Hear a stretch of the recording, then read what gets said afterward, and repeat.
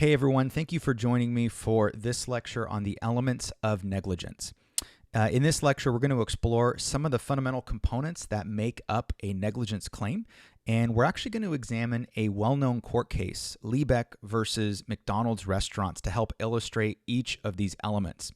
Now, for those of you that might not be familiar with the case, I'm going to start with a little bit of an overview, although I'm sure as I mentioned a couple of components to it, you're going to be pretty familiar with it because it was a very popular case back in the 1990s.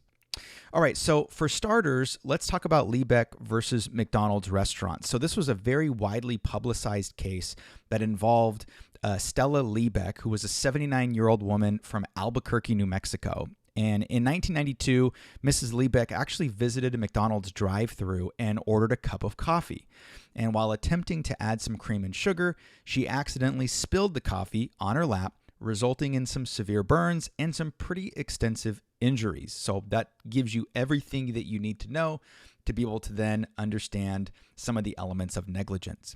So we're going to walk through the elements of negligence one by one, and then I'm going to provide a brief comparison, if you will, to the McDonald's case. So the first element of negligence is the duty of care. Now, the duty of care means that the defendant owes a legal duty of care to another party or the plaintiff. Now, this duty arises when there is a foreseeable risk of harm that the defendant should reasonably anticipate. You could argue that McDonald's had a duty of care towards their customers to provide them with hot beverages that were reasonably safe for consumption. Now, once a duty of care has been established, we move on to the second element, which is a breach of that duty. Now, a defendant is said to have breached their duty of care by failing to act as a reasonable person would under similar circumstances. Now, this typically involves a failure to meet the standard of care expected in a given situation. So in the case of McDonald's, you could argue that they breached their duty of care by serving coffee at an excessively high temperature, far above what would be considered the industry standard. The next element of negligence that we move on to is what's called causation. So this represents the third element of negligence. Now, causation is divided into two parts. So there is what we call actual causation, and then there's what we call proximate causation. So actual causation occurs when a plaintiff has to prove that the defendant's actions or omissions were the actual cause of the harm or the injury suffered. So there's a direct causation there.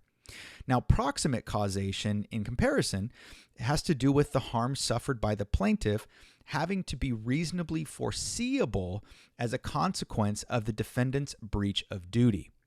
Now, in the Liebeck case, it was actually proven that the excessively hot coffee caused Mrs. Liebeck's injuries. The actual cause was the contact of the scalding coffee, and it was a foreseeable consequence of McDonald's serving the beverage at what was deemed to be an unsafe temperature. Now, the fourth and final element of negligence is damages.